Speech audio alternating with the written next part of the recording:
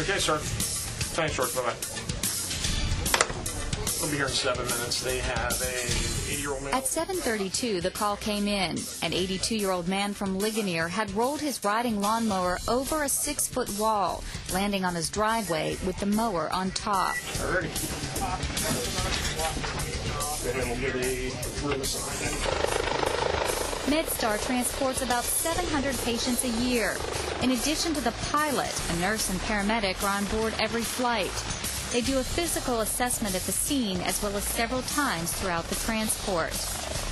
In this case, Don Holzer's trip by ambulance would have taken 40 minutes. By air, the transport time is cut down to 8 minutes. The MedStar crew has already immobilized Don and started 2 IVs. They communicate with medical command throughout the flight, so the ER staff knows exactly what to expect. In this case, the patient has pain in his left chest, a laceration on his forehead, and abrasions on his arms. The chopper is met by a crew from the emergency department and hospital security and quickly taken by elevator directly into the ER. Okay, come on, take him down to the emergency room. Okay. What's the last thing you remember?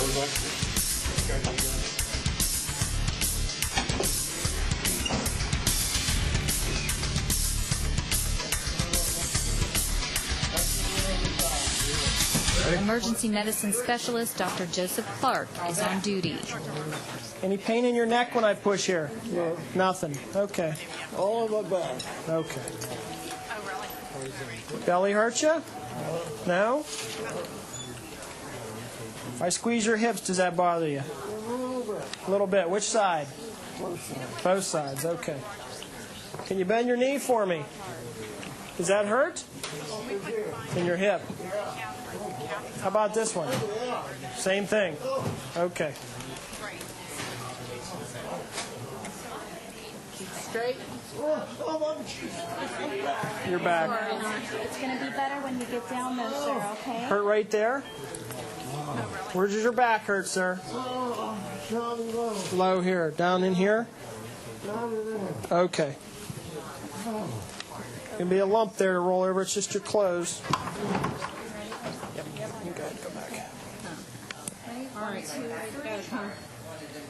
Don't hold on. Don't hold on. Just come to me just a little bit so we can get your clothes out from under you there. Are you allergic to any medicines? What? Allergic to any medicines? No? Take any medicines? Basically, for this gentleman, what we're doing is just assessing his injuries. He's got a laceration on his forehead. Looks like he has a head injury, so we have to make sure he doesn't have anything in the brain as far as an injury. And then, kind of as a systematic approach, make sure he doesn't have any musculoskeletal injuries, any internal injuries to the abdomen, chest, and make sure his laboratory studies are normal. So kind of a battery of tests, including x-rays, CT scans, and then some blood work. And once all that stuff kind of comes back, we kind of sort through it and then decide where we go from there. Due to his mechanism, he actually rolled a lawnmower, a riding lawnmower, over and injured himself. So probably will be some trauma needs as far as getting him seen by a trauma team and so forth. So we'll have a consult to them probably at some point. In the meantime, while preparations are being made for Don to go to X-ray, other folks have come into the ER. When you crush an injury like that, you know, you stand a chance of breaking the bone underneath there. So. Kieran Cullen was working on his car at his home in Holsapple, Somerset County, when the jack slipped, sending the car crashing down on the middle finger of his left hand. He was admitted to an area we call Fast Track. Patients with less serious injuries or ailments are brought here, treated quickly, and sent home. In Kieran's case, x-rays will be needed to see if the finger is broken. A tetanus shot is also in order.